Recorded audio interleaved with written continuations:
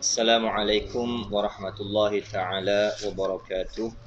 A'udzu billahi minasyaitonir rajim. Bismillahirrahmanirrahim. Al-Fatihatu bil qabul wa tamami kulli sulin wa ma'mul wa salahi sya'ni zahira wa batina fid dini wa dunya wal akhirah. Dafi'atan li kulli syar, jalibatan li kulli khair lana wa liwalidina wa li ahbabina ولمشائخنا ولمعلمنا مع اللطف والعافية وعلى نية أن الله ينور قلوبنا وقوالبنا مع الهدى والتقى والعفاف والغنى والموت على دين الإسلام والإيمان بلا محنة ولا امتحان بحق سيدنا ولد أدنان وعلى كل نية صالحة وإلى حضرة الحبيب سيدنا محمد صلى الله عليه وآله وصحبه وسلم. الفاتحة. أعوذ بالله من الشيطان الرجيم. بسم الله الرحمن الرحيم. الحمد لله رب العالمين الرحمن الرحيم مالك يوم الدين إياك نعبد وإياك نستعين اهدنا الصراط المستقيم صراط الذين أنعمت عليهم غير المغضوب عليهم ولا الضالين آمين. حمدا لرب خصنا بمحمد وأنقذنا من ظلمة الجهل والدياجر. الحمد لله الذي هدانا بعبده المختار من دعانا إليه بالإذن وقد نادانا لبيك يا من دلنا وهدانا. اللهم صل على سيدنا محمد الفاتح لما أغلق والخاتم لما سبق ناصر الحق بالحق والهادي إلى صراطك المستقيم وعلى آله حق قدره ومقداره العظيم. سبحانك لا علم لنا إلا ما علمتنا إنك أنت العليم الحكيم. رب اشرح لي صدري ويسر لي أمري واحلل عقدة من لساني يفقهوا قولي. اللهم أخرجنا من ظلمات الوهم وأكرمنا بنور الفهم وافتح علينا بمعرفة العلم وحسن أخلاقنا بالحلم وسهل لنا أبواب فضلك وانشر علينا من خزائن برحمتك يا أرحم الراحمين. سبحان ربك رب العزة عما يصفون وسلام على المرسلين والحمد لله رب العالمين.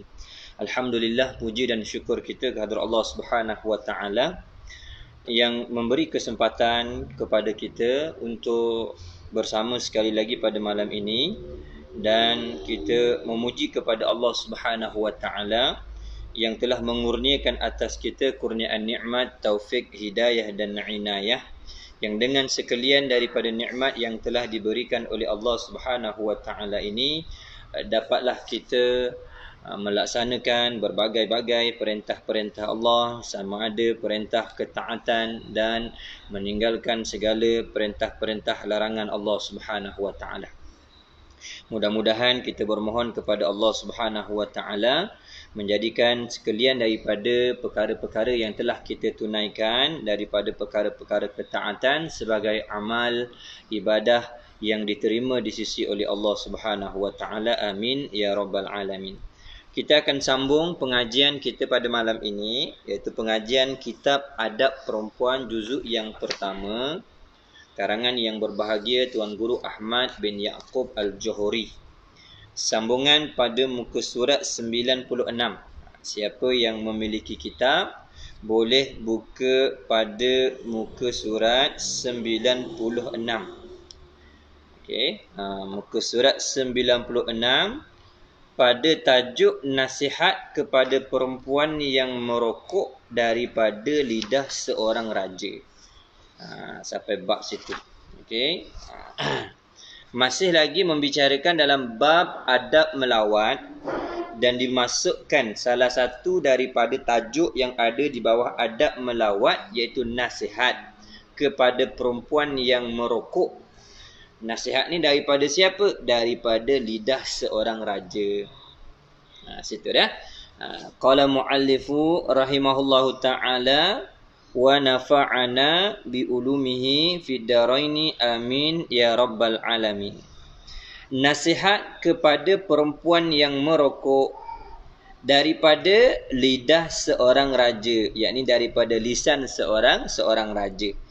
Seperti mana yang kita ketahui, apabila kita sebutkan tentang nasihat, bahawa nasihat ini ibarat daripada perkataan ataupun perbuatan yang mengandungi kebaikan kepada orang yang menerima ataupun orang yang mendengar. Itu namanya nasihat. Sama ada nasihat itu datang daripada orang yang beriman ataupun datangnya daripada orang yang bukan beriman. Ataupun nasihat itu datangnya daripada orang yang dewasa ataupun nasihat itu datangnya daripada kanak-kanak kecil. Maka setiap perkara yang mengandungi kebaikan yang diterima oleh orang yang menerima dinamakan sebagai nasihat. Okey. Jadi nasihat kepada perempuan yang merokok.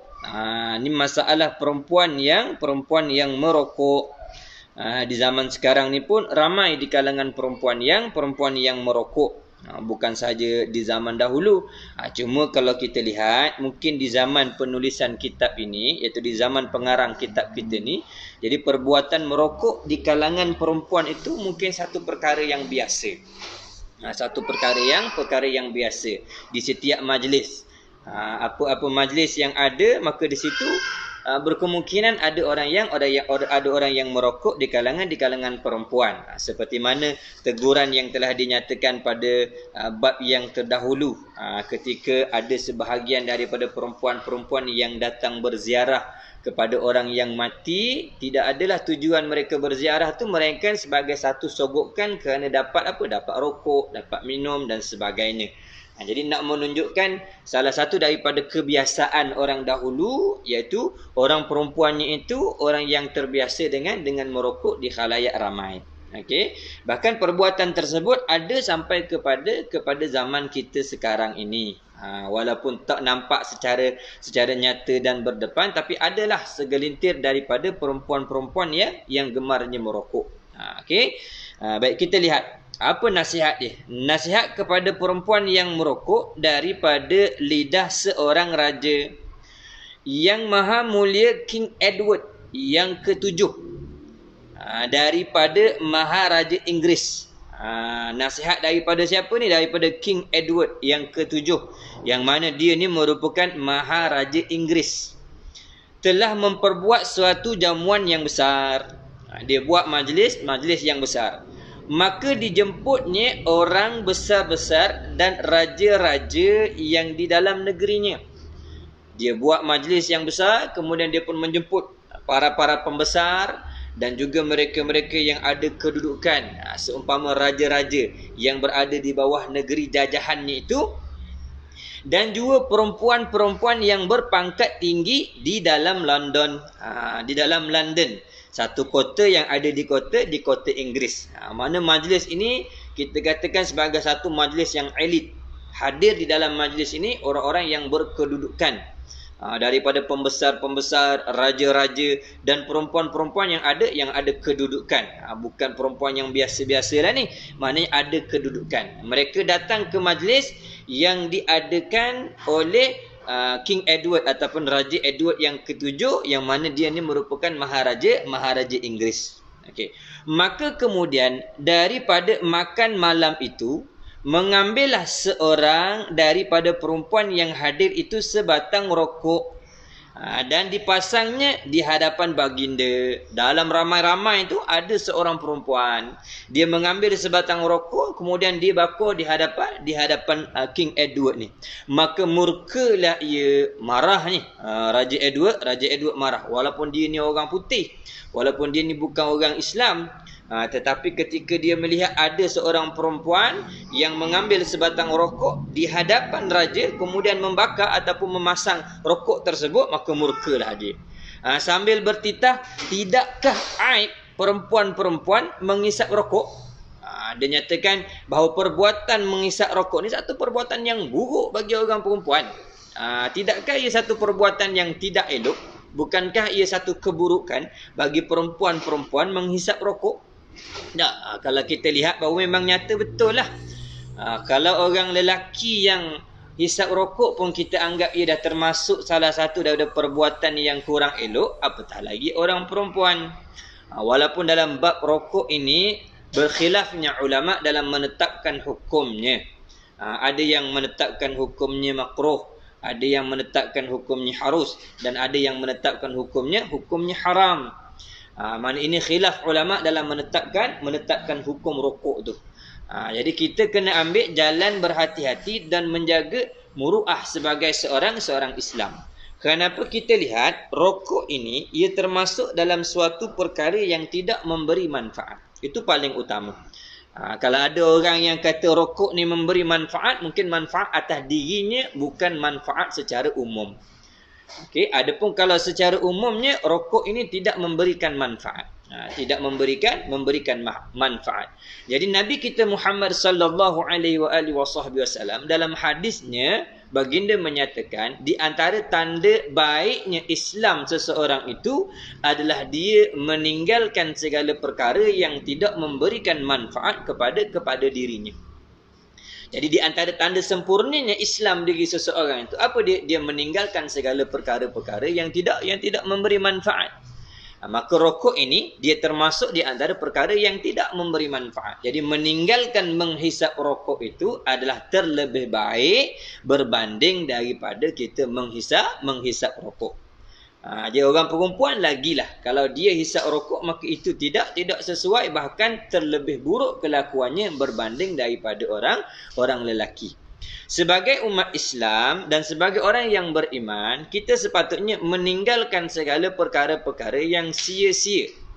Setiap perkara yang tidak memberi kebaikan kepada urusan dunia kita dan urusan akhirat kita terlebih utama, maka kita kena tinggalkan.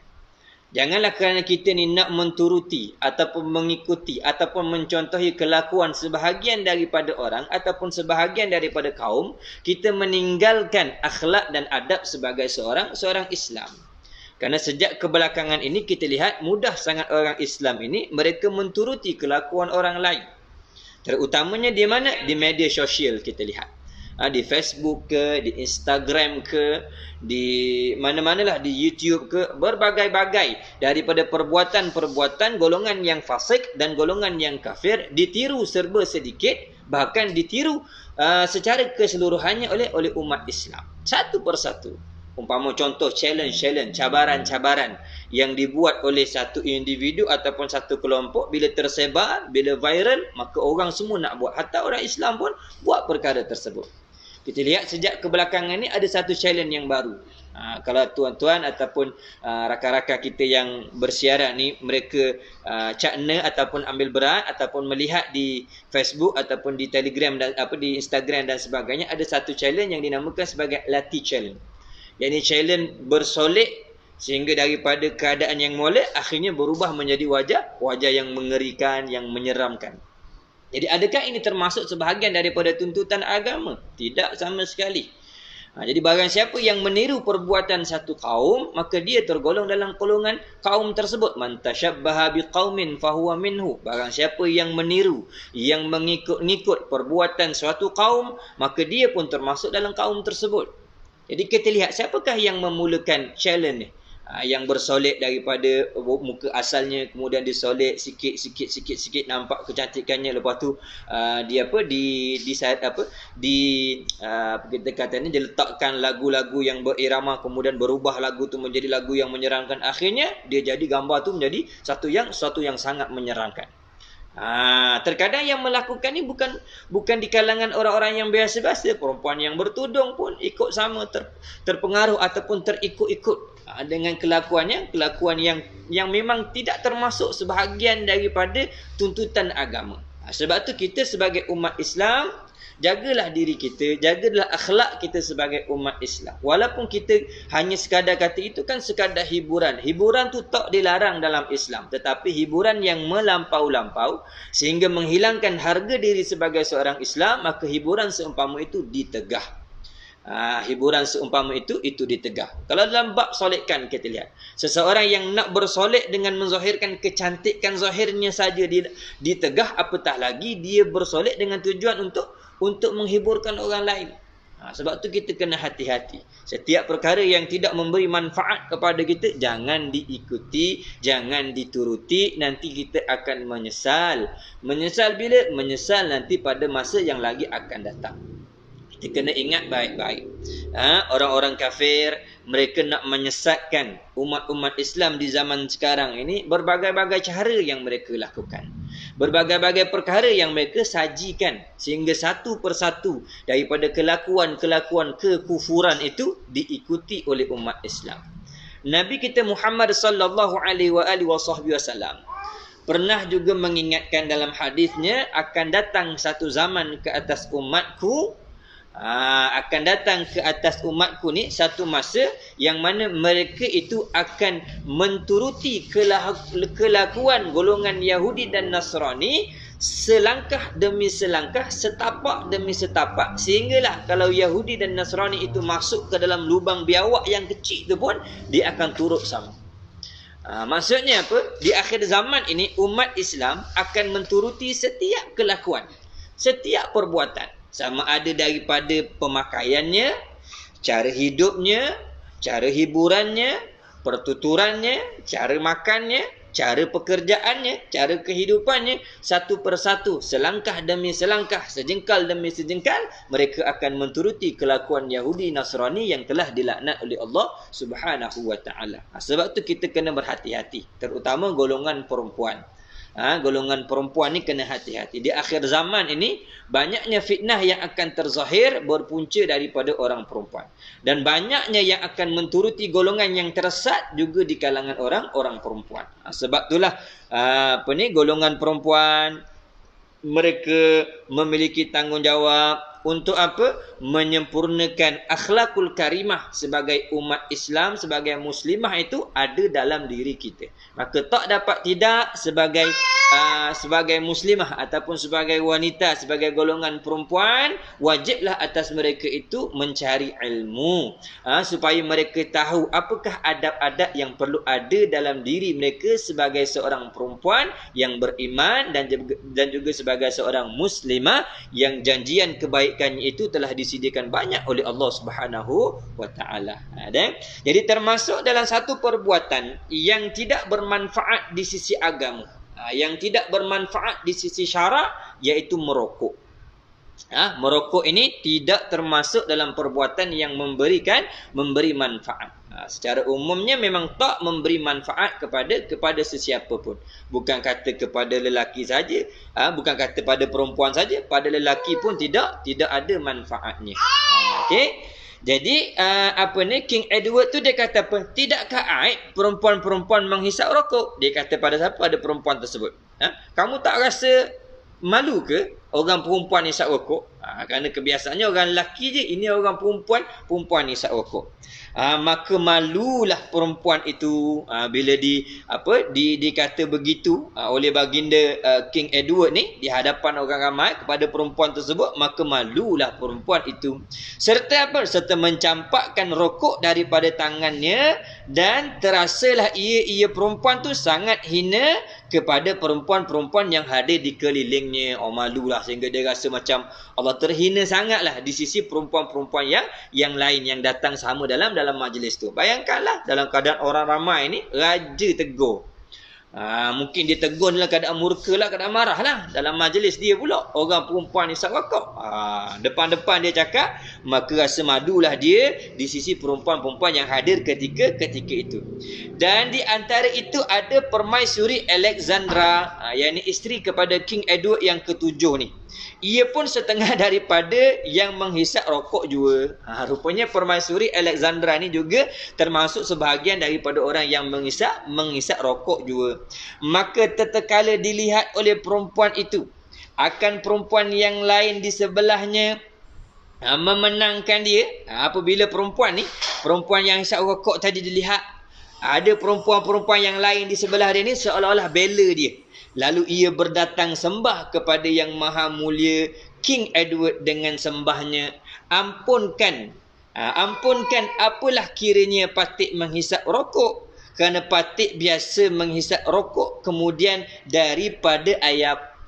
Dia datang jumpa raja itu, dia pun kata, ampunkanlah saya wahai raja. Kenapa dia kata Patik ni, diri dia tu biasa menghisap rokok ketika bila setelah selesai daripada ayap. Ayap ni maksudnya apa? Jamuan makan. Jamuan makan di antara raja kepada rakyat biasa. Maksudnya setiap kali ada majlis-majlis makan-makan ni, dia memang biasa isap rokok. Jadi dia kata dia jumpa kepada baginda tu sebab dia rasa dapat sokongan daripada perempuan-perempuan yang kat sebelah tu lah, seolah-olah membela dia ni, seolah berpihak kepada dia, jadi dia beranikan diri. Jumpa kepada Raja Edward, dia kata apa salahnya, sebab dah biasa dah keadaan diri dia tu mengisap rokok selepas daripada makan. Maka dijawab oleh baginda yakni King Edward, dia kata apa, terlebih baik kamu mati daripada mengisap rokok. Nak kata marahnya tu, lebih baik memati daripada menghisap rokok. Kerana kalau kita lihatlah daripada adatnya, memanglah ada setengah orang kalau dia dah hisap rokok, dia kata ada juga orang yang tak hisap rokok mati. Kita yang dah tua ni hisap rokok sama dak mati-mati. Tu pada perkataan orang yang nak membela diri bagi dia tu hisap rokok. Tapi adatnya kalau kita lihat daripada statistik yang dinyatakan oleh kesihatan, ini orang yang memegang autoriti sebagai mengeluarkan fakta ataupun mengeluarkan pendapat tentang kesihatan diri seseorang. Jadi di antara apa yang mereka nyatakan, fakta yang mereka menyatakan bahawa merokok ini memang memberi kesan yang buruk, sama ada untuk jangka masa yang pendek apatah lagi untuk jangka masa yang panjang. Di antaranya boleh menyebab kepada penyakit-penyakit dalaman. Kalau dia tak sakit pun, dia akan mengakibatkan kesakitan orang yang berada di sekitarnya, seumpama isterinya, anak-anaknya ataupun siapa yang berdekatan dengan dia. Jadi King Edward ni dia marahlah, dia kata terlebih baik kamu mati daripada menghisap rokok. Dia raja boleh dia kata begitu. Tak, dia raja. Maka jika ini berlaku,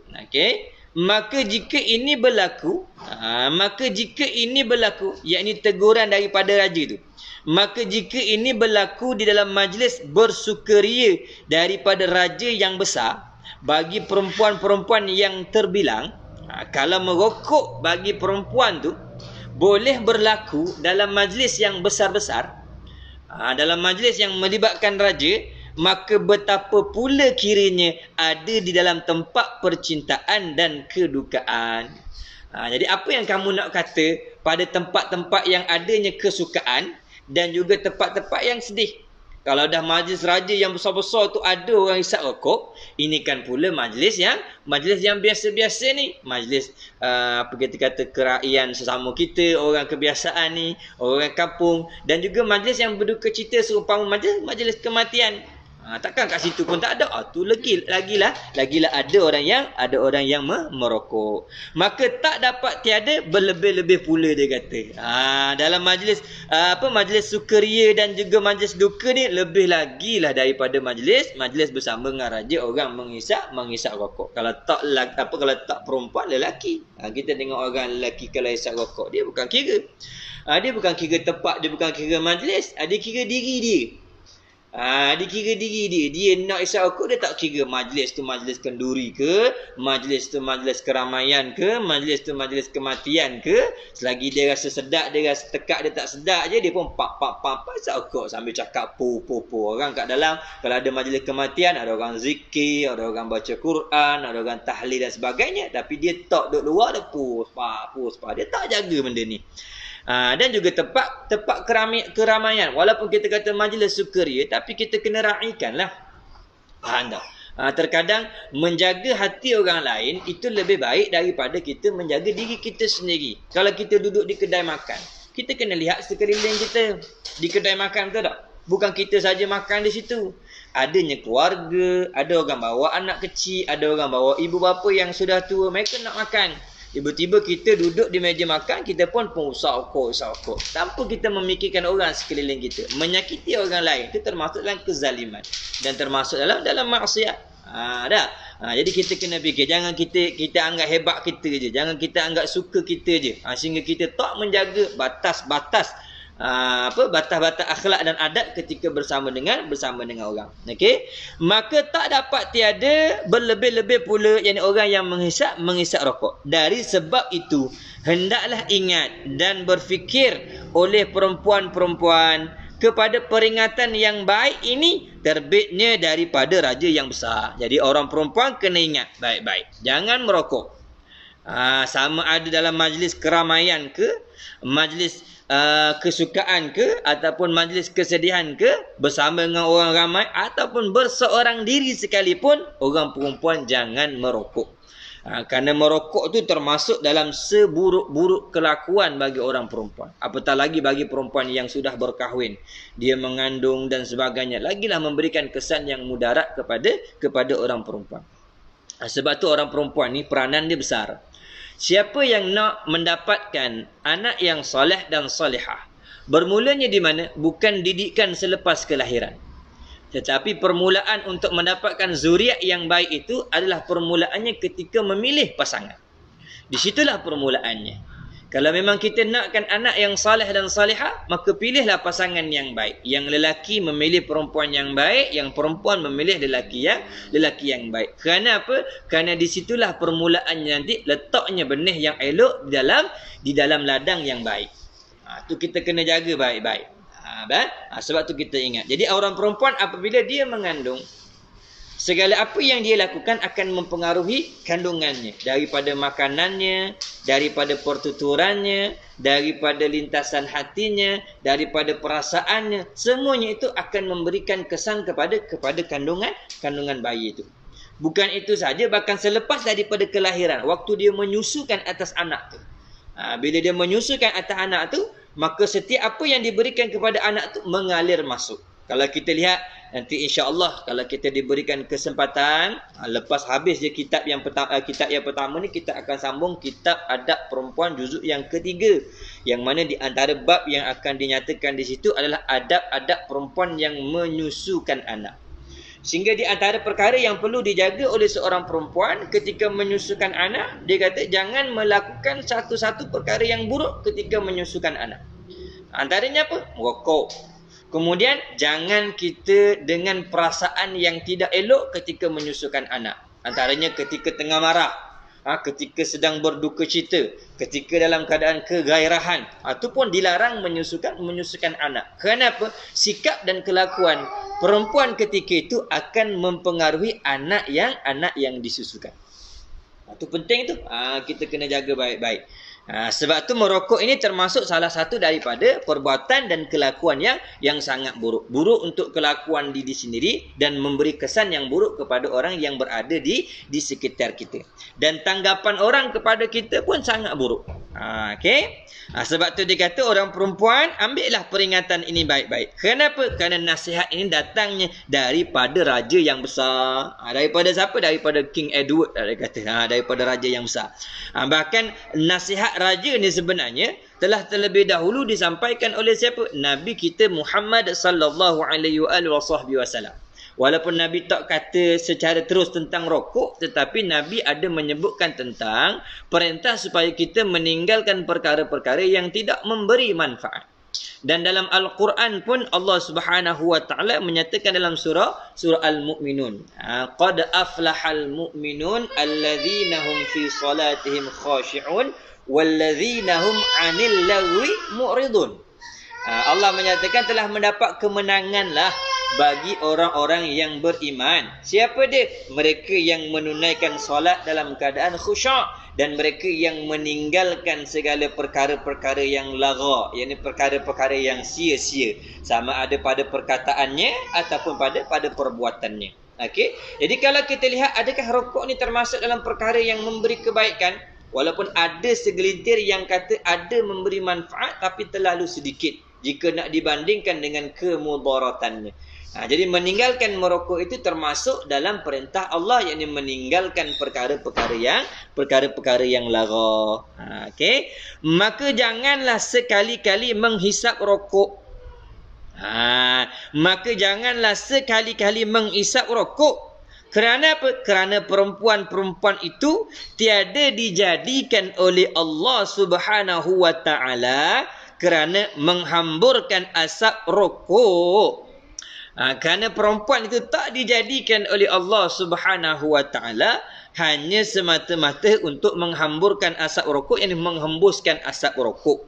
Yang mana asap rokok ni menyempitkan dada daripada baunya itu. Jadi kesan daripada asap rokok tu dia menyebabkan penyakit-penyakit di dalam dada, penyakit paru-paru, penyakit kerongkong dan berbagai-bagai lagi lah daripada segala penyakit-penyakit dalaman yang berpunca daripada asapnya tu. Yang mana asapnya itu mengandungi berbagai-bagai bahan. Kalau kita lihat Kementerian Kesihatan tu dia keluarkan dah bermacam-macam dah. Sehingga kan pada kotak rokok tu kita lihat berbagai-bagai perkara ditunjukkan daripada kesan-kesan yang dialami oleh orang yang merokok. Ada ketikanya ditunjuk tentang tekaknya ni dah berlubang. Kemudian ditunjukkan paru-parunya dah hitam dan bermacam-macam lagi lah. Tapi kalau orang nak isap rokok, dia anggap gambar tu gambar main je. Dia tak anggap benda tu sebagai satu peringatan. Sebab itulah orang yang beriman ni adalah orang yang cepat mengambil peringatan. Dia cepat mengambil peringatan terhadap sesuatu yang memberi kebaikan atas dirinya. Jadi tugas kita ni hanya memberikan peringatan. Kalau kita nampak benda tu salah, kita berikan peringatan. Fadzakir innama dzikra tanfa'ul mu'minin. Berilah peringatan. Kenapa? Kerana sesungguhnya peringatan itu sangat memberi manfaat kepada orang-orang yang beriman. Okey, jadi kita beri nasihat. Kalau kita ada suami, nasihatkan suami kita dengan hikmah lah. Nasihatkan suami kita dengan baik-baik, bagi tahu kepada dia tak elok ni bang merokok, memberi kesan yang buruk kepada diri saya, kepada anak-anak. Kalau awak tak sayang dengan diri awak tu, maka awak sayangilah saya ni sebagai isteri awak. Sayangilah anak-anak ni sebagai orang yang akan menyambung perwarisan awak, yang sebagai penyambung kepada keturunan awak. Jadi tak salah awak isap rokok.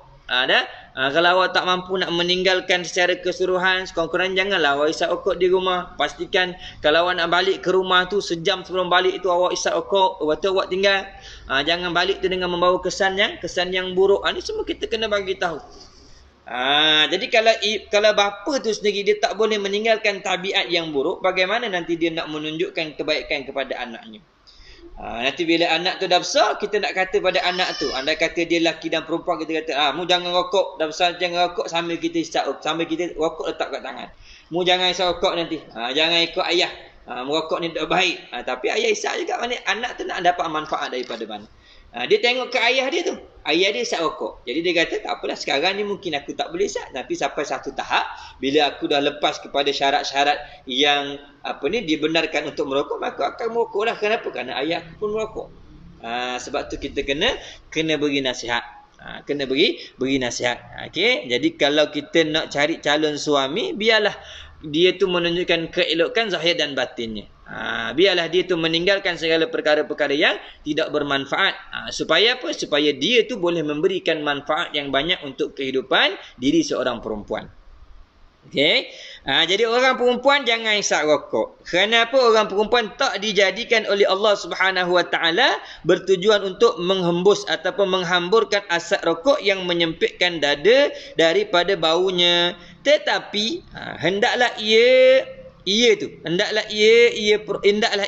perempuan bauan yang harum yang menerangkan hati dan membukakan nafsu. Dan sepatutnya apa yang perlu dilakukan oleh seorang perempuan, iaitu dia mencari haruman-haruman yang wangi yang dapat menerangkan hati dan membukakan nafsu untuk melakukan perkara-perkara yang baik. Sebab itulah haruman seumpama wangian-wangian ni diharuskan dalam syariat kita. Nabi kita Muhammad sallallahu alaihi wasallam tidak melarang orang perempuan untuk memakai wangian, tetapi dia ada perbezaan dan syaratnya lah. Bagi orang lelaki, bagi orang lelaki ni dia punya wangian baunya sangat kuat berbanding daripada orang perempuan, tetapi warnanya tidak cerah. Maknanya warnanya tidak terang. Adapun orang perempuan, minyak wangi bagi orang perempuan warnanya cerah. Tetapi baunya itu kurang. Sebab orang perempuan dia ada larangan memakai wangian-wangian yang berlebih-lebihan, terutama nak keluar daripada rumah. Kalau duduk di rumah tu tak ada masalah. Kalau untuk bersama dengan suaminya, wangi-wangian lah yang dituntut atas diri seorang perempuan.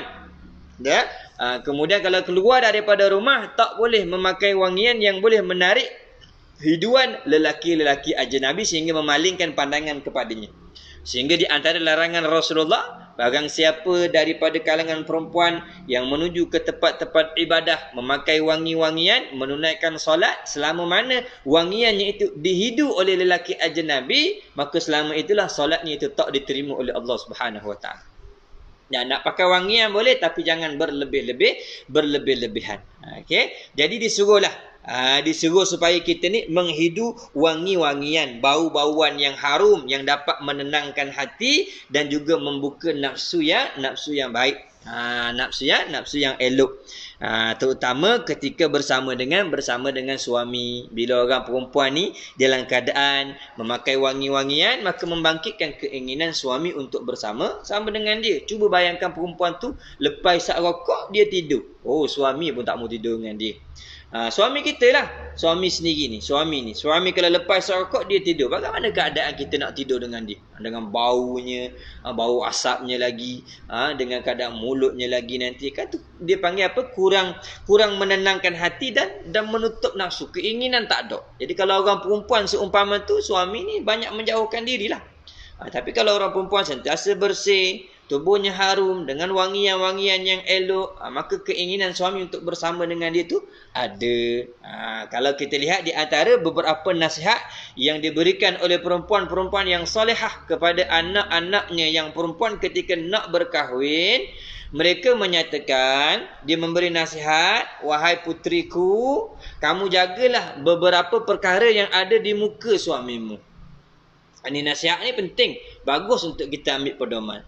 Katanya apa? Jagalah beberapa perkara yang ada di muka suamimu. Kalau kamu boleh menjaga beberapa perkara ini, nescaya bahagialah kehidupan kamu bersama dengan suamimu. Yang pertama, jagalah pandangan mata suamimu. Jangan sampai terlihat oleh dirinya itu akan kekurangan dan tidak eloknya dirimu. Sama ada pakaian ataupun tempat-tempat kediaman. Jangan sampai mata suami itu memandang sesuatu yang tak elok. Umpama contoh, comot ke, kotor ke, sentiasa tak siap, kemudian rumah bersepah dan sebagainya. Jangan sampai terlihat tu. Kalau terlihat, maka ia akan merubah hati suami. Akan merubah hati suami. Yang kedua, dia kata apa? Kamu jagalah pendengaran suami kamu. Jangan sampai terdengar di telinganya ini akan perkataan-perkataan yang tidak elok keluar daripada mulutmu. Seumpama cacian, makian, tengkingan, tinggi suara, merendahkan. Jangan sampai suami itu dengar. Kalau suami ini dengar akan perkara tersebut, menyebabkan apa? Menyebabkan hatinya juga akan berubah daripadamu. Yang ketiga, jagalah penciumnya. Yang ini jagalah hidungnya. Jangan sampai dia terhidu sesuatu yang kurang enak untuk dia hidu. Antaranya apa? Bau badanmu, ataupun bau mulutmu, ataupun tempat tidurmu dan kediaman bersama denganmu. Jangan sampai dia balik rumah aja dia tutup hidung lah. Busuknya. Masuk bilik lagi lah. Nak tidur lagi lah. Sebab apa? Isteri tak pandai jaga diri. Dengan alasan apa? Alah, tak apalah bang. Saya daripada pagi tadi masaknya lagi, basuh anak lagi, kemudian kemah rumah lagi. Mana sempat nak mandi dan sebagainya. Ni malam ni lah waktu saya nak rehat. Kalau awak nak lah. Kalau tak nak, tak apa. Jangan cakap macam tu. Buat dia kata saya tak nak, cari yang lain, baru padam muka kita. Sebab tu kena jaga baik-baik. Jadi dia kata apa? Jagalah pencium ni. Yang ni hidung suamimu. Jangan sampai dia terhidu dengan perkara-perkara yang tidak elok. Biarlah tiap kali dia balik ke rumah, dia dapat menghidu wangi-wangian. Dia masuk ke bilik tempat dia nak bersemayam tu, tempat dia nak beristirahat tu, dalam keadaan baik, dengan kemasnya, kemudian bersih daripada bau-baunya. Jadi kan selesa dia. Bila selesa, hatinya tenang. Hatinya tenang. Dan juga bila ada wangi-wangian, membangkitkan nafsu bagi suami. Sebab tu setengah perempuan dia mengadu, suami saya sekarang asal balik je terus tidur. Tak nak bersama dengan saya lagi. Kemudian kita akan tanyalah, apa yang kamu buat?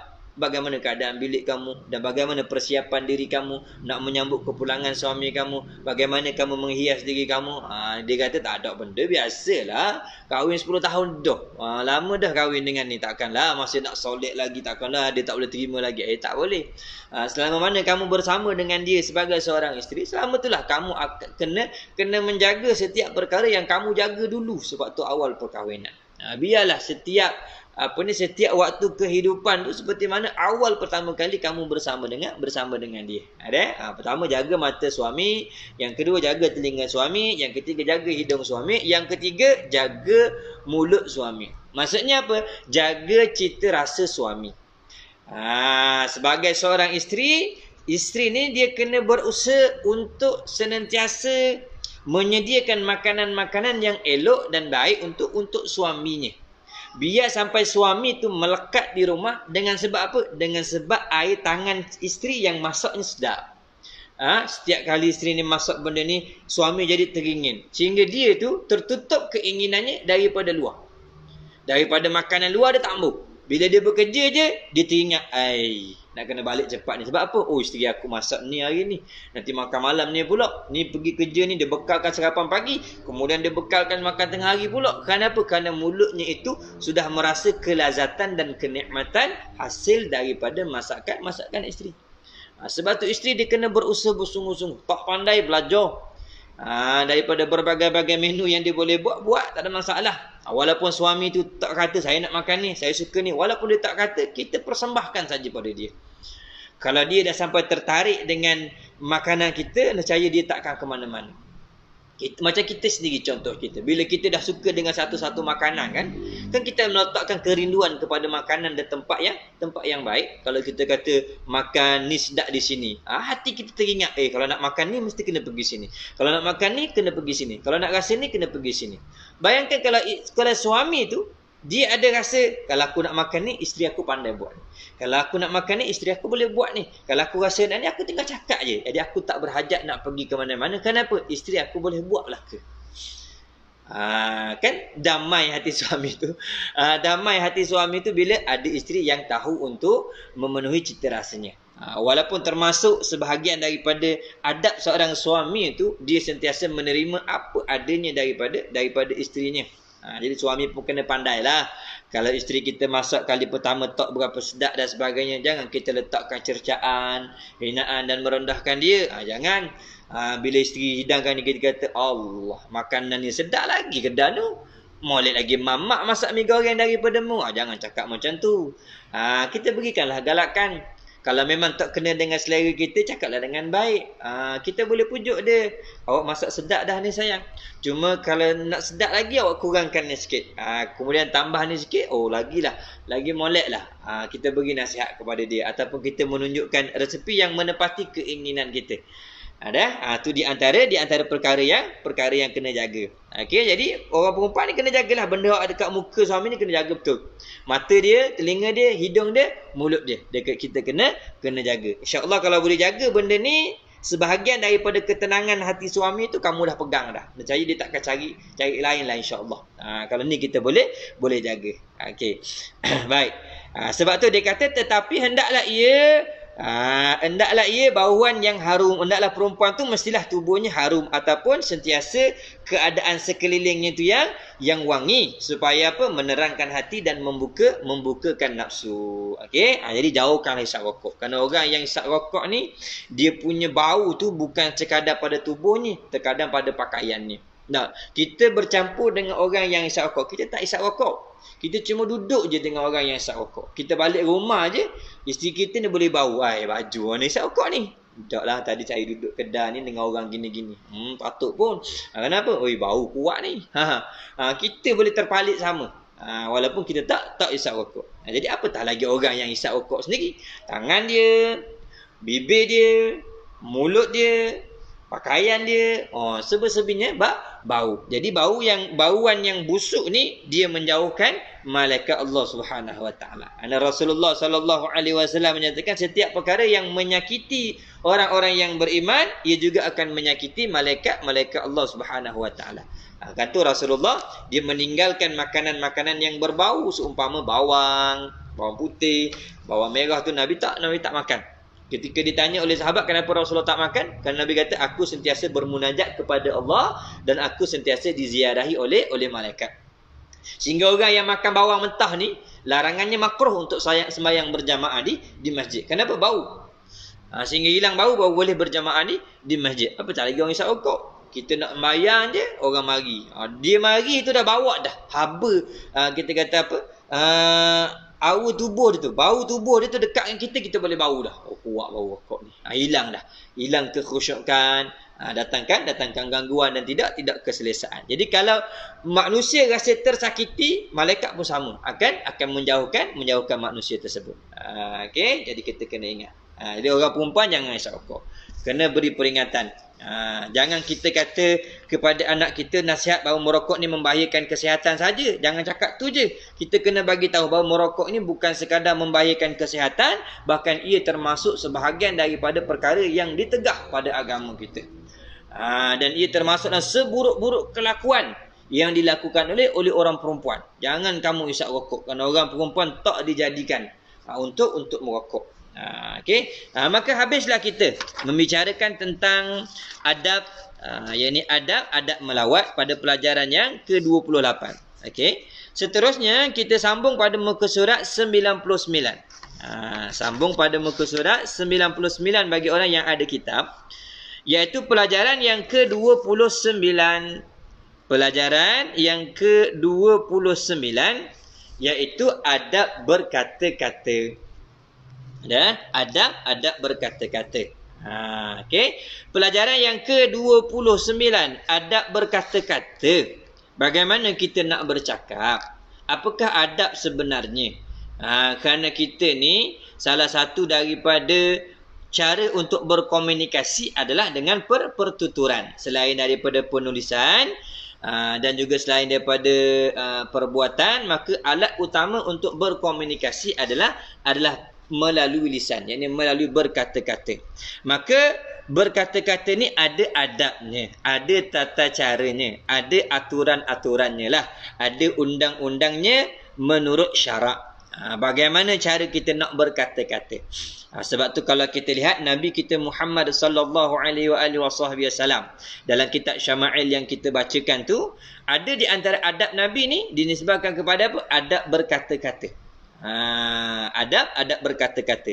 Jadi kalau kita boleh mengikut cara pertuturan Nabi kita Muhammad sallallahu alaihi wasallam, kita ikut cara Nabi berkata-kata, maka kita termasuk sebahagian daripada orang yang menghidupkan sunnahnya Rasulullah sallallahu alaihi wasallam. Jadi orang perempuan ni terlebih utama kena jaga perkataannya. Sebab apa? Orang perempuan di antara makhluk yang paling banyak berkata-kata. Lagi-lagi kalau dia sama-sama dia. Perempuan sama-sama perempuan, lagilah banyak perkara yang nak diperkatakan. Jadi adakah setiap perkataan tu kita boleh cakap? Tak. Tidak semua perkataan tu kita pertuturkan. Jadi setiap perkataan yang kita pertuturkan ataupun kita perkatakan nanti akan dipertanggungjawabkan di hadapan Allah Subhanahu wa taala.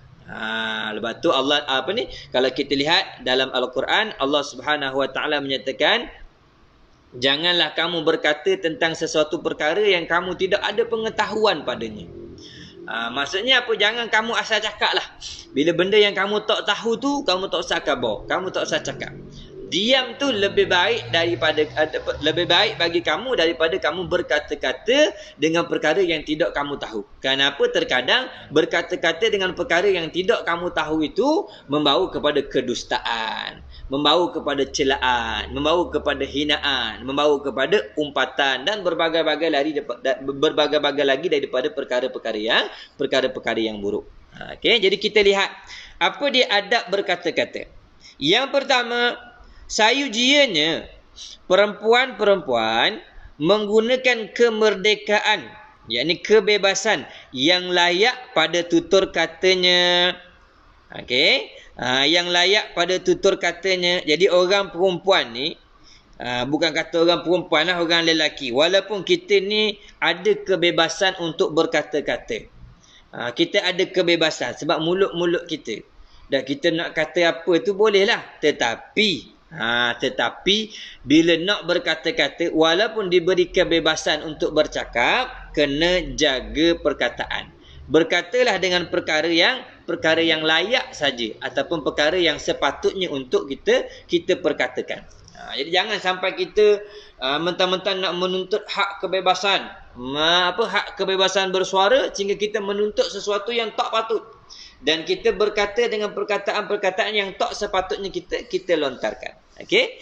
Jadi sebagai seorang perempuan, sayujianya menggunakan kemerdekaan yang layak pada tutur katanya, tetapi hendaklah meninggalkan kepada taulannya akan peluang yang luas bagi berkata-kata. Walaupun kita ni ada kebebasan untuk berkata-kata, tapi janganlah sampai kita je cakap. Maksudnya, jangan kita je. Kita kena bagi peluang yang cukup kepada siapa? Kepada rakan-rakan kita untuk berkata-kata juga. Jangan asyik kita je sampai orang lain tak berpeluang untuk cakap. Kita lihat bagaimana salah satu daripada akhlak Nabi kita SAW ketika berkata-kata. Dalam kitab Syama'il yang kita baca tu, di antara akhlak Nabi dan para sahabat. Para sahabat ketika Rasulullah SAW berkata-kata, mereka diam. Dan Nabi ni berkata-kata tidak panjang, ringkas tetapi padat. Itu cara berkata Rasulullah. Dan apabila Nabi berhenti, barulah ketika itu para sahabat berkata-kata. Dan ketika para sahabat berkata-kata di hadapan Rasulullah, Nabi tak potong. Sehinggalah selesai sahabat itu menyampaikan hajatnya kepada Rasulullah SAW. Itu adab berkata-kata. Kalau kita ajak berkomunikasi dengan sahabat kita, taulan kita, tapi cuma kita je yang bercakap, itu bukan komunikasi. Itu komunis dia panggil. Nak cakap seorang je. Faham? Jadi maknanya kita walaupun ada kebebasan berkata-kata, berilah peluang pada rakan kita untuk bercakap. Dan mendengar kepada tiap-tiap perkataan yang dihadapkan kepadanya. Dan termasuk akhlak yang baik, apabila orang berkata-kata kepada kita, rakan kita cakap kepada kita, menghadaplah kepada dia, dengarlah, berilah tumpuan. Berilah tumpuan terhadap apa yang dia sampaikan kepada kita. Ini setengah daripada kita yang dah jadi kebiasaan di zaman kita sekarang ni lah. Orang cakap, kita duk sibuk layan main telefon. Orang tu duk cakap cerita sampai dia diam, kita pun duk sedar. Lepas tu kita kata, tu dah. Yelah macam tu yang kau cakap tu. Dah kita tanya balik, dah benda apa aku cakap? Dah kau cakap tadi dah benda apa? Sebab tak fokus. Ini termasuk akhlak yang buruk. Jadi apabila orang berdepan cakap dengan kita, berilah perhatian. Dengar. Pasanglah telinga untuk kita dengar apa yang dia nak sampaikan kepada kita. Kerana kita sendiri, apabila kita bercakap kepada orang, apa keinginan kita? Orang nak dengar perkataan kita. Kita minta orang dengar apa yang kita cakap. Umpama contoh kita mengajar lah. Kita mengajar di sekolah ke dan sebagainya kan. Bila kita cakap, tujuan kita mengajar, kita nak apa? Murid kita mendapat perhatian. Memberikan perhatian dan mereka mendapat kefahaman dan faedah daripada apa yang kita sampaikan. Tiba-tiba waktu kita cakap, ada yang lain tu dia main. Tak bagi tumpuan. Duk galak sama dia, duk main sendiri-sendiri, duk kutih benda-benda gitu. Bagaimana perasaan kita? Kita akan rasa terganggu waktu tu. Kenapa? Tujuan kita mengajar nak menyampaikan kebaikan. Tiba-tiba ada orang tambah kebaikan. Begitu juga ketika orang bercakap dengan kita, dia ada maksud. Tujuan dia memilih kita untuk rakan berbicaranya. Mungkin dia ada masalah, mungkin dia ada sesuatu yang dia nak terangkan, mungkin dia ada nasihat. Jadi kita bila bercakap dengan dia dan dia bercakap dengan kita, berilah tumpuan.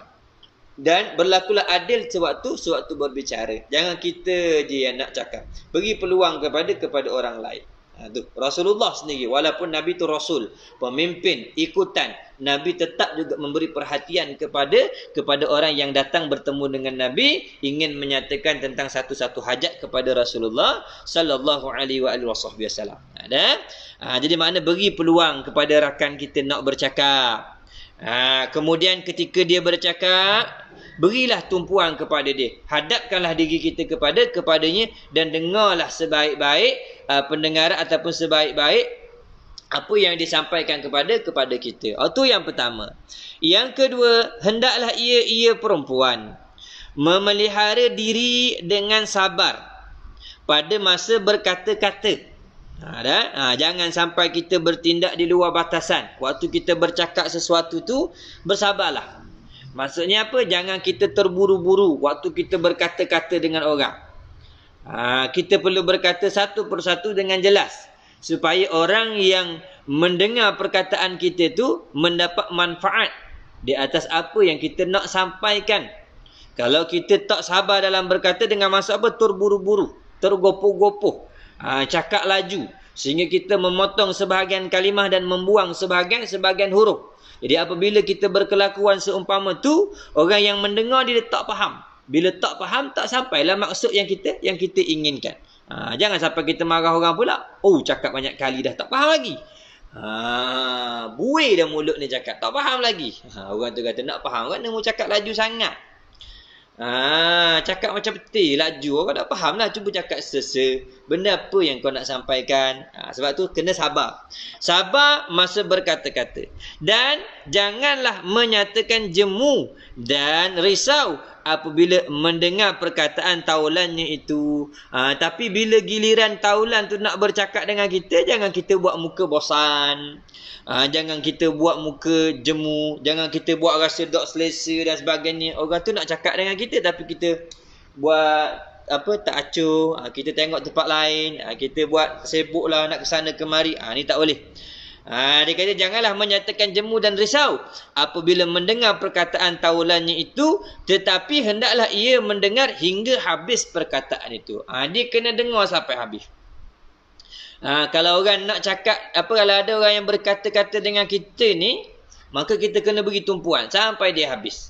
Bila dah habis, dah selesai, sampai dia kata, sampai tu je lah, tak ada lagi dah saya nak sampaikan. Barulah kalau kita nak bagi nasihat ke, ataupun kita nak kita nak celah ke, nak memperbetulkan, ketika itulah kita perbetulkan. Setelah dia selesai. Jangan kita celah tengah-tengah. Orang tu tak habis cakap lagi, kita potong, menyampuk dan sebagainya. Tu jangan. Itu bukan akhlak ketika berkata-kata, dan juga bukan akhlak ketika mendengar orang berkata-kata dengan kita. Yang ketiga, apabila ia hendak mengulangi akan suatu daripada perkataannya,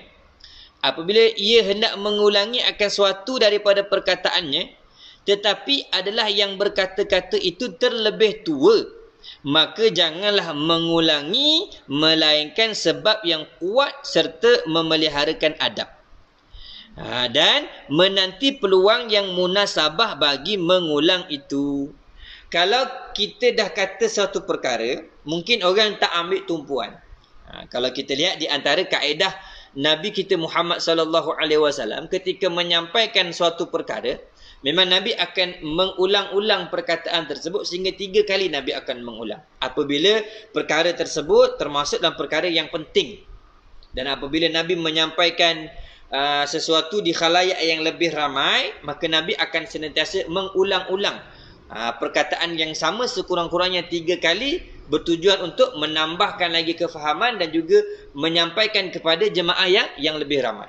Okay, baik. Andai kata kalau ada suatu perkataan ataupun satu perkara yang telah kita sampaikan dan kita nak ulang perkataan tersebut, tetapi ketika itu ada yang sedang berkata-kata daripada kalangan orang yang lebih tua. Kita dah selesai cakap, kita rasa ada benda tak cakap lagi. Kemudian ada orang tua cakap. Dalam majlis kita tu ada orang yang lebih tua daripada kita, ketika itu sedang berkata-kata, maka janganlah mengulangi perkataan tersebut. Maka jangan potong, biar dulu. Jangan kita ulang. Okey. Melainkan ada suatu sebab yang kuat. Melainkan memang ada satu perkara yang memang penting, yang perlu kita ulangkan ketika itu, maka kita boleh untuk mengulang dengan syarat menjaga akan adab. Maksudnya bagaimana? Ketika kita nak ulang satu perkataan ataupun satu perkara, orang tua pun ada cakap.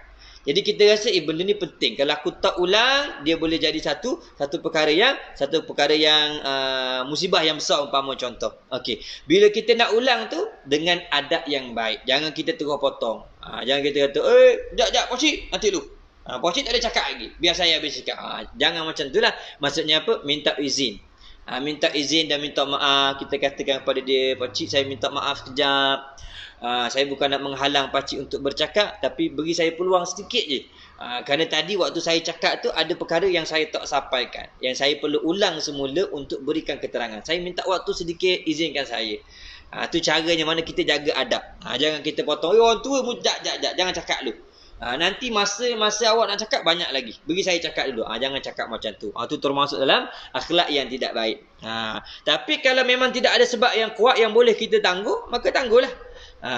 Kita boleh menanti peluang yang munasabah bagi mengulang tu. Maksudnya tunggulah pada waktu yang lain, yang lebih sesuai untuk kita mengulang. Setelah orang-orang lain, apa kita kata, orang lain tu habis dah. Orang lain habis dah berkata-kata, kita pun ambil peluang. Kita kata, ada tak yang lain lagi nak sampaikan apa-apa? Kalau kata tak ada dah, saya nak ulang semula apa yang saya cakap tadi. Ada sedikit tambahan dan sedikit pembetulan. Jadi saya minta izin. Tu kaedah dia, dengan adab yang baik. Jadi maknanya jangan menyampuk ketika orang tua sedang bercakap. Tu. Yang keempat, apabila seseorang memulai berkata-kata, maka tiada patut. Apabila seseorang memulai berkata-kata, apabila ada di antara perkumpulan itu seorang yang mula berkata-kata, yang mula berkata-kata, maka tiada patut yang mendengar meninggalkan sebelum habis perkataannya, atau menzahirkan dengan mengetahui penghabisan perkataan itu. Apabila kita sedang duduk dalam satu majlis, ada seorang bangun nak bercakap dan dia mulakan perkataan, kita jangan bangun, jangan tinggalkan majlis. Jangan tinggalkan majlis tersebut, ataupun kita potong cakap dia dan kita khabar. Apa yang mu nak cakap ni aku tahu dah. Mu nak cerita gini kan, mu nak bagi tahu benda-benda ni kan, aku tahu dah apa yang kamu nak cakap. Tak usah khabar lah. Contohnya macam tu. Ni jangan. Ataupun kita bangun, orang tu baru nak cakap, kita pun bangun, tinggalkan majlis. Ini termasuk akhlak yang buruk. Jadi apa yang patut dibuat? Tetapi hendaklah dinanti hingga pada penghabisannya. Walaupun kamu tahu dah benda tersebut, walaupun kamu tahu perkara tersebut, maka hendaklah kamu menantikan sampai dia menghabiskan. Sampai dia menghabiskan perkataannya, kemudian barulah ditetapkan kelayakannya, sama ada hendak ditinggalkan ataupun didengarkan lagi. Bila dah dengar sampai habis, kita kata apa? Dia cakap benda ni dah, jadi aku tahu dah benda ni. Tak apalah, aku tinggalkan dulu. Ataupun dia buat keputusan kata apa? Tak apalah, boleh tunggu lagi ni. Sebab mungkin ada tambahan perkataan-perkataan yang lain. Tak apa, dengar dululah. Dengar dulu, jangan kita tinggal. Biasanya perkara ni berlaku ketika mana? Ketika dalam majlis ilmu. Dalam majlis ilmu banyak berlaku macam ni. Bila ada orang menyampaikan sesuatu je, perkara tersebut termasuk perkara yang dia pernah dengar. Dia kata, alah duduk sini. Kenapa? Dengar dah majlis ni. Dengar dah apa yang dia cakap tu. Aku tahu dah. Kita potong lalu dah. Aku tahu dah. Lepas ni dia kata gini dah. Tak payah duduk lah, kita tinggal. Tak boleh. Itu termasuk dalam akhlak yang buruk. Jangan kita buat perkara demikian. Kalau kita lihat contoh, ada seorang alim yang besar. Dia ni termasuk di kalangan orang yang digelar sebagai muhaddis, orang yang hebat dalam ilmu hadis. Dia menceritakan suatu ketika dia kata, aku duduk di tempat di satu masjid, datanglah seorang pemuda. Dia kata datanglah seorang pemuda membacakan tentang satu hadis Nabi SAW berserta dengan huraiannya. Seorang budak muda mari datang mengajar baca tentang hadis Rasulullah SAW. Kemudian apa kata Syekh ni? Dia kata, aku mendengar dan memberikan perhatian kepada hadis yang dibacakan oleh pemuda tersebut, sedangkan apa yang dibacakan oleh pemuda ini telah aku dengar dan aku sampaikan kepada orang lain sebelum daripada pemuda ini dilahirkan lagi. Maksudnya apa? Dulu lagi dia dia belajar dan dia dah mengajar hadis tersebut, tetapi ketika ada seseorang yang datang menyampaikan tentang satu hadis Nabi SAW, walaupun dia pernah dengar, dia tetap duduk. Ini akhlaknya orang dengan ilmu. Jadi apabila kita dah duduk dalam satu majlis ilmu, walaupun kita tahu dah, jadi jangan kita buat majlis yang lain. Ni terkadang ustaz duduk di depan mengajar, kita dah tahu dah benda ni, ustaz ajar benda ni, aku tahu dah aku belajar dengan ustaz lain. Kita pun buat majlis lain kat belakang. Duduk sama-sama muslimat, duduk main telefon, kita cerita, ni lah ni yang tengah gosip dengan ni. Ni cerita benda lain, buat majlis lain. Ni akhlak yang tak baik. Termasuk dalam akhlak yang tak baik. Okey. Jadi pengarang kitab ni kata duduklah dengar. Okey, duduk di situ. Tunggu sampai penghabisannya. Kemudian barulah buat keputusan apa yang patut, sama ada nak tinggal ataupun kamu nak tetap duduk di situ. Okey. Baik. Satu lagi kita baca. Yang kelima, didapati kebanyakan perempuan seolah-olahnya ia perempuan tu berpenyakit sempit dada. Apa maksud penyakit sempit dada? Iaitu tiada boleh diam. Kerana apabila terhenti sedikit sahaja orang yang berkata-kata itu, kamu lihat diajarkannya atau disempurnakannya rencana itu. Ni ulama ni, pengarang kitab ni, dia kata apa? Didapati kebanyakan. Bukan keseluruhan tapi kebanyakan. Jangan, kalau siapa yang tak macam ni, jadi kita jangan terasalah.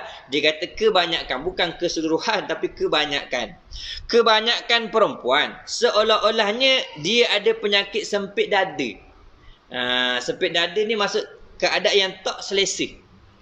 Dia tak selesa dengar orang cakap. Bila ada orang cakap ni tak berapa nak selesa, ada je tak kena.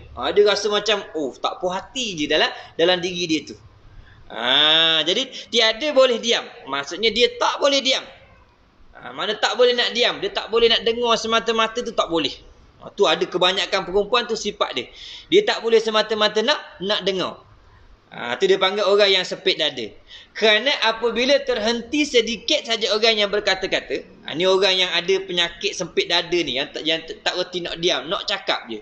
Kerja dia nak cakap je. Jadi bila orang yang bercakap tu berhenti sekejap, maka ketika tu kamu lihat dia pun celah, dia pun ajar dan disempurnakan apa yang orang-orang tu cakap. Dia kata, tak betul ni sebenarnya, awak cakap salah.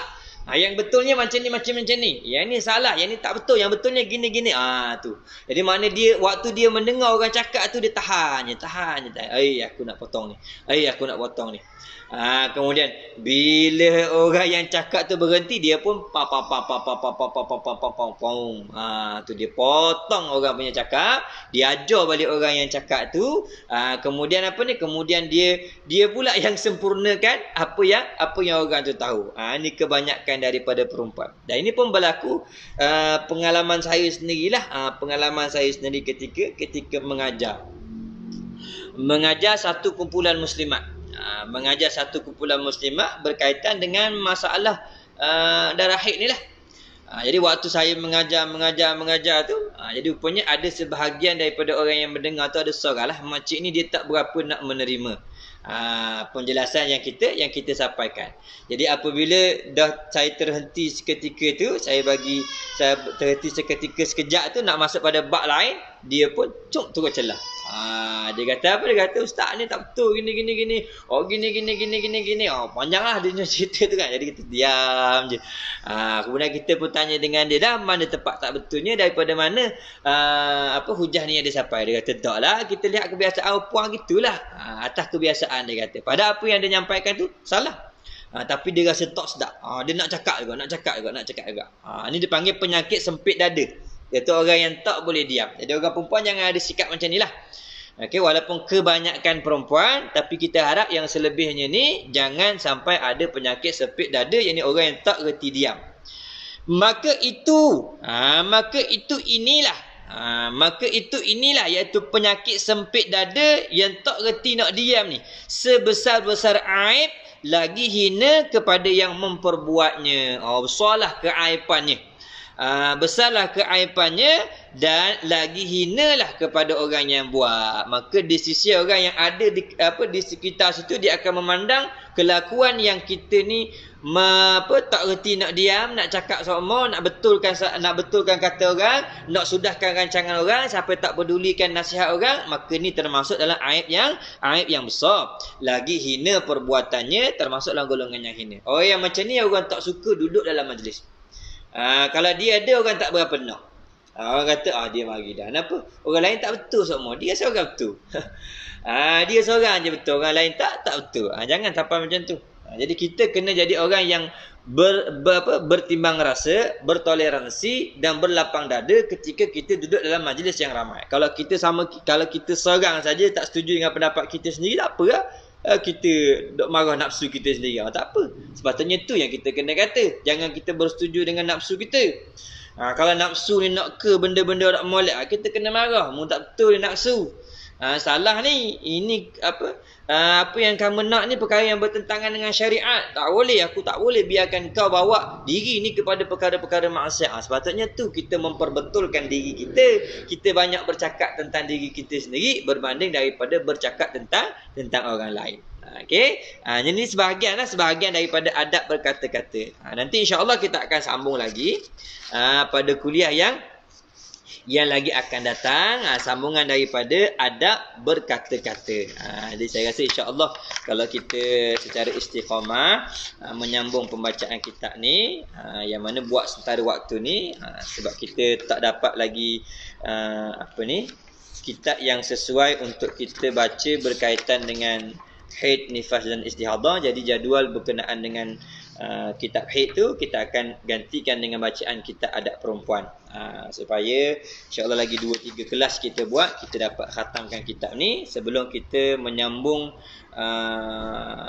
juzuk yang seterusnya, juzuk yang ketiga. Dia melangkah sebab juzuk yang kedua ni mungkin manuskripnya tak dijumpai. Jadi kita sambung pada juzuk yang ketiga nanti, masih lagi berkaitan tentang adab perempuan.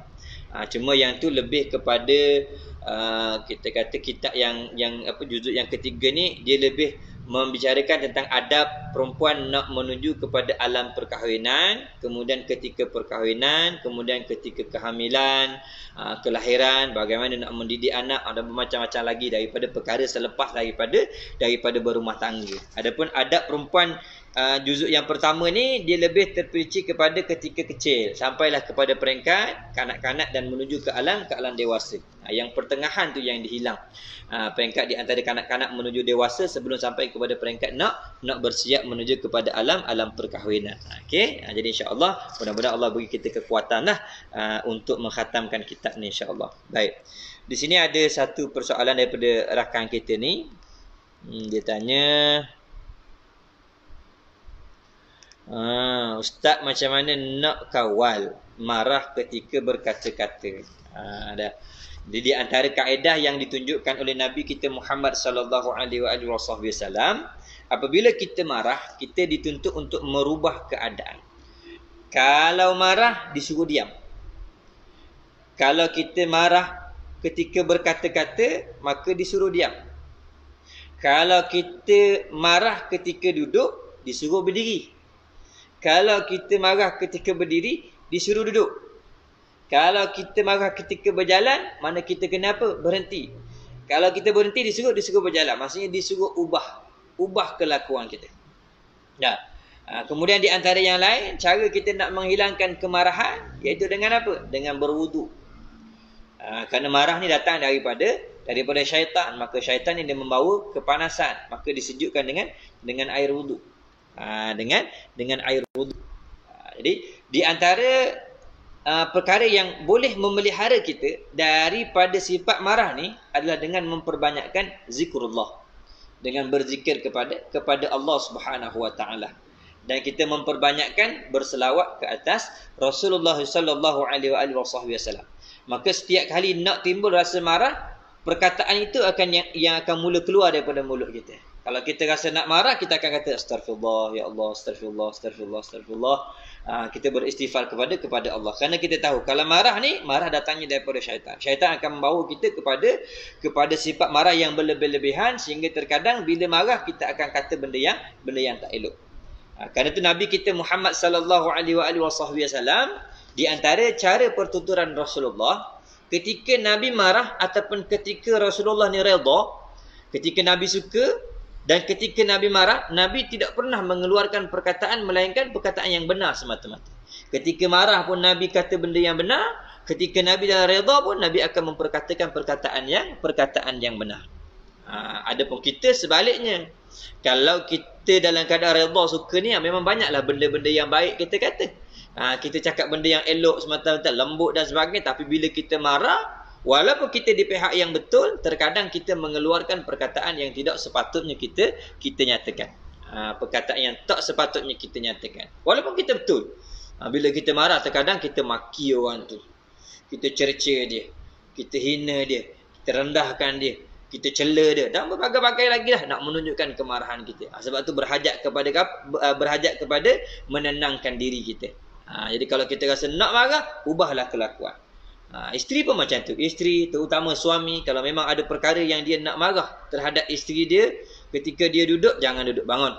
Ubah keadaan, kemudian jalan. Tinggalkan isteri. Sebab tu di dalam rumah tangga, jangan kedua-dua di antara suami dan isteri ni saling berlawan cakap. Kalau kita saling berlawan cakap, penyelesaiannya tidak ada. Maka salah seorang daripada kedua-dua pihak ni, sama ada suami ataupun isteri, mestilah menjadi orang yang berdiam diri ketika datangnya rasa ingin marah. Sebelum kita menutup kuliah, saya ambil satu contoh.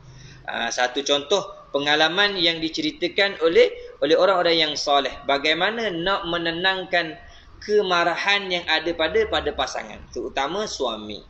Pernah ada seorang perempuan, dia mengadu kepada qadi. Dia datang bertemu dengan qadi. Cerita ni tak silap saya cerita 2-3 kali dah pada kuliah-kuliah yang terdahulu pun. Tapi dia memang satu cerita yang menarik untuk kita jadikan sebagai tauladan. Dia pergi bertemu dengan qadi. Dia kata kepada qadi, wahai tuan qadi, saya nak buat aduan. Jadi qadi pun tanyalah, apa yang kamu nak adukan? Dia kata, saya ada suami. Suami saya ni panas baran. Setiap kali balik ke rumah, mesti nak marah saya. Kadang benda sikit pun boleh jadi besar. Maknanya tiap kali balik, tiap kali bertemu, tiap kali adalah sikit-sikit perkara, walaupun tak besar pun kami akan seolah-olahnya berperang ataupun bergaduh, menjadikan isu itu jadi besar. Jadi saya nak minta nasihat bagaimana dan apa yang patut saya lakukan. Kemudian qadi ni kata macam ni lah, tunggu sekejap, saya pergi belakang. Qadi ni pergi masuk bilik dia ke belakang, dia keluar, dia bawa satu tandan korma. Satu tandan korma ni dia bagi perempuan tersebut. Apa yang dikatakan oleh qadi ni, kamu bawa balik ni, dan dengar nasihat saya, setiap kali suami kamu balik ke rumah, dan setiap kali ada suatu perkara yang tidak elok di antara kamu, suami kamu berkata-kata, selama itulah kamu ambil sebiji kamu makan. Dan setiap kali suami kamu balik dalam keadaan marah-marah, kamu makan. Kalau dia ada perkara yang kamu nampak nak berlaku pertelingkahan, kamu makan. Jadi perempuan ni pun bawa balik lah. Bawa balik. Seminggu selepas tu dia pun datang.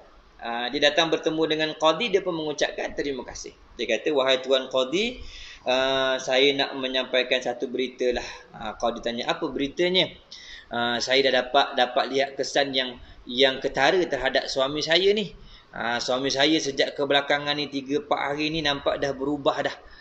Dah berubah, maksudnya dia tak marah-marah lagi, tak macam dulu. Kalau dulu buka pintu je dah mula rasa tak kenanya apa-apa. Tapi sekarang ni nampak tak macam tu dah. Tiap kali dia nak bercakap sesuatu, nampak saya ambil koma ni saya makan ni, jadi dia pun tak cakap apa-apa dah. Jadi saya nampaklah ada perubahan. Jadi nak ucapkan terima kasih lah kepada tuan qadi kerana dah bantu saya. Cuma saya nak tanya satu perkara lah tuan qadi. Qadi tanya, apa yang kamu nak tanya? Apa yang tuan qadi baca pada buah korma ni? Dia kata, apa yang tuan qadi baca pada buah korma ni sehingga menyebabkan apabila saya makan, suami saya jadi seolah-olah terkunci mulutnya. Apa yang dibaca pada buah korma ni sehingga apabila saya makan, suami saya tak cakap apa-apa. Tiap kali saya makan, dia tengok je, dia tak cakap apa-apa. Jadi apa yang Tok Qadi bacakan pada buah korma ni sehingga dapat melembutkan hati suami saya? Apa jawapan Qadi? Qadi kata, aku tak baca apa-apa pun. Tak ada apa yang aku bacakan pada korma tersebut. Melainkan korma ni aku beri kepada engkau bertujuan untuk apa? Untuk menutup mulut engkau daripada berlawan cakap dengan suamimu. Qadi ni kata apa? Sebelum kamu makan buah korma, setiap kali dia marah, kamu selalu lawan cakap dia. Bila dia cakap, kamu cakap. Bila dia cakap, kamu cakap. Bila dia cakap, kamu cakap. Bila dia marah, kamu pun marah. Jadi mana ada kesudahannya? Tak ada kesudahan. Suami akan tinggikan suara, kamu pun akan tinggikan suara. Jadi apabila aku bagi buah korma ni, bila suami kamu nak marah, kamu makan. Jadi bila dia marah serang, dia malah nak marah dah. Dia rasa tak ada lawan sebab kamu diam. Kamu menutup mulut kamu dengan makanan ni. Jadi apabila berulang kali macam tu, jadi dia pun rasa malah dah nak marah. Dia kata apa? Sebab kamu tak balas cakap dia. Jadi cara nak meredakan kemarahan orang lain, diam. Kita jangan lawan. Jangan cakap apa-apa. Itu lebih baik. Jadi cara untuk mendiamkan mulut kita apa? Kalau kita tak pandai nak tutup, makanlah. Kalau ada makanan tu kita makanlah. Sihatkan tubuh kita dah. Tubuh kita menjadi sihat. Boleh naikkan tubuh kita daripada kita marah-marah, hilang selera makan dan sebagainya, merugikan. Ini di antara kaedah lah. Walaupun nampak agak lucu, tapi itu betul sebenarnya. Sebenarnya bila kita tak berlawan cakap, jadi maknanya harmoni lah, tidak ada perbalahan. Tidak ada nak kata kau yang tak betul, yang ni pula kata kau yang tak betul. Tu kaedah dia, kita nak meredakan kemarahan. Jadi mudah-mudahan insya-Allah lah sedikit daripada perkongsian kita ni dapat kita manfaat dalam kehidupan kita. Perbanyakkan zikir daripada kita memperbanyakkan berkata dengan perkataan-perkataan yang tak elok. Jadi mudah-mudahan insya-Allah Allah memelihara lisan kita daripada segala perkataan-perkataan yang tidak baik, dan Allah hiasi lisan kita ini dengan zikrullah dan memperbanyakkan berselawat kepada Rasulullah sallallahu alaihi wasallam. Jadi insya-Allah kita akan sambung lagi kuliah kita pada waktu yang lain, pada masa yang sama.